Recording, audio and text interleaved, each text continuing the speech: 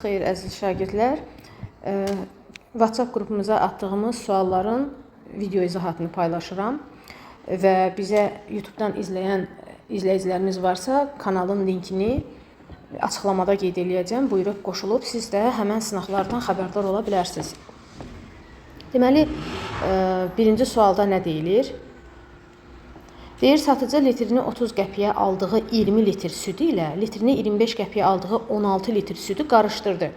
O, yeni südün litrini neçə qəpikdən satmalıdır ki, 26% xeyir əldə etdi. Deməli, biz burada birinci bu adamın xərclədiyi pula bir baxaq. Bunun üçün 30 qəpiyi vururuq 20 litrə.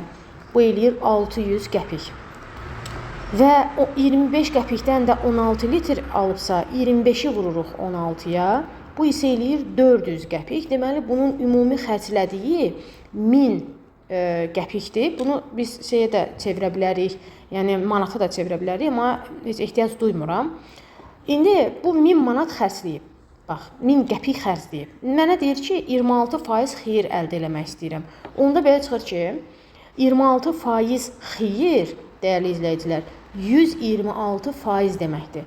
Deməli, 1000-in 126%-ni hesablasaq, yəni necə hesablayırıq? 1000-i vururuq %126-ya. Bu eləyir 1260 qəpik. İndi fikir verin, bu adam 1260 qəpik qazanmaq istəyirsə, neçə litr süd alıb? 36 litr. Çünki 20 litr bir almışdı, 16 litr bir almışdı.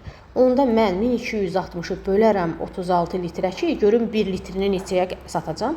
O da eləyir 35 qəpik. Y variantı olur. İkinci sualda, dəyərli izləyicilər, funksiyanın təyin oblastını istəyir.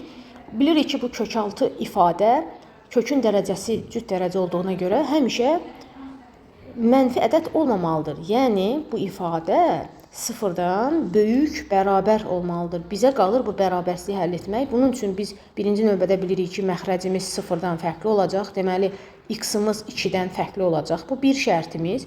İkinci şərtimiz isə, yəni bərabərsliyi həll edəndə biz həm sürəti, həm məxrəci sıfıra çevirən qiymətləri birinci tapırıq. Sürəti sıfıra çevirən qiyməti tapmaq üçün bunu sıfıra bərabər edək. Və buradan ya viyyətə görə, ya diskriminant üsulu ilə köklərimizi -1 və 3 tapmış oluruq. Eyni zamanda məxrəci də sıfıra çevirən qiyməti tapırıq, lakin onu 2-dən fərqli götürəcəyik, o heç və x-i də buradan 2 tapırıq. Tapdığımız bu ədədləri ədəd oxunda mütləq qeyd edirik. Deməli, ardıcıl düzsək, -1, 2 və 3. Və bunu biz intervallara ayırsaq, 3-dən müsbət istiqamətdə, 3 ilə 2 arası, 2 ilə -1 və -1-dən sol tərəfə doğru. Ondan sonra biz nə edirik? 3-dən müsbət istiqamətdə istənilən bir ədəd götürsək, bu ifadənin mənfi və ya müsbət olduğunu yoxlayırıq. Görürük ki, 3-dən böyük qiymətlərdə sürətimiz mənfi, məxrəcimiz müsbətdirsə, mənfini müsbətə böləndə, deməli, bu sahə bizdə mənfi verəcək. Ondan sonraki sahələri isə biz ardıcıl, müsbət, mənfi və müsbət olaraq qeyd edirik. Və bizə burada nə lazım idi? Biz bayaq sıfırdan böyük, bərabər olan hissələri götürəcəkdik. Deməli, biz burada nələri qeyd edirik? -1-imiz var, içərisi doludur, 2-miz var və 3-ümüz var. Sıfırdan böyük hissə demək, daxilində müsbət yazdığımız hissə deməkdir. Deməli, birinci sahə mənfi sonsuzluqdan -1-ə, -1 aiddir deyə qapalı mötərizə qoyuruq. İkinci içərisində müsbət olan aralıq isə 2 və 3 arasıdır. Lakin 2-nin içərisi fikir verin boşdur deyə. Ona görə mən onu açıq mötərizə qeyd edəcəm. 3-ü isə qapalı mötərizə qeyd edəcəm. Cavabımız olacaq A variantı. Üçüncü sualda törəmə tapılmalıdır. Biz bunu bu funksiyanın törəməsini tapanda buradakı ayrı-ayrı funksiyalara bölərək tapacağıq. Yəni necə? Y' tapmaq üçün, məsələn, 2x çıx 2 kök altında x-in törəməsini tapmaq, ayrılıqda 2x-in törəməsini tapmaq çıxılsın 2 kök altında x-in törəməsini tapmaqla eynidir. Gəlin bir-bir baxaq. 2x-in törəməsi, dəyərli izləyicilər, bizə 2 verirdi, çıxılsın 2 kök altında x-in törəməsi isə 2 vurulsun. Bilirik ki, kök altında x-in törəməsi 1 böl 2 kök altında x verir. Buradakı 2 sabitdir, ona görə qarşıda yazdım. Və ixtisardan sonra əlimizdə qalır 2 çıxılsın 1 böl kök altında x. İndi isə mənə deyir ki, x bərabərdir 4 qiymətində hesablayaq. Deməli, x bərabər 4 qiymətini yerinə yazsaq, onda 2 çıxılsın 1 böl kök altında 4, yəni 2 çıxılsın 1 böl 2. O da bizə verir 1 tam onda 5 B variantı. Bu suala baxaq. Burada 6 rəqəmimiz var və biz elə 3 rəqəmli ədədlər düzəltməliyik ki, məsələn, bax 3 rəqəmli ədəd təkli yoxluq yüzdük. Bunlar 400-dən böyük olsunlar və 5-ə də bölünsünlər. İndi mən 2 hala baxacağam. Birinci hal, 400-dən böyükdürsə, deməli bunun yüzlük mərtəbəsində 4 dayana bilər. Yəni, yalnız bir seçimim var, və son rəqəmləri isə ya 0 ola bilər, ya 5 ola bilər. Deməli, burada da 2 seçim var, düzdür? 2 rəqəmim getdi mi? Bax, bura hərəsinə bir rəqəm yazdım, 2 rəqəm getdi. Yerdə qaldı 4 seçim, o da ikinci rəqəmin düzəlməyinə. 1 vur 2 vur 4.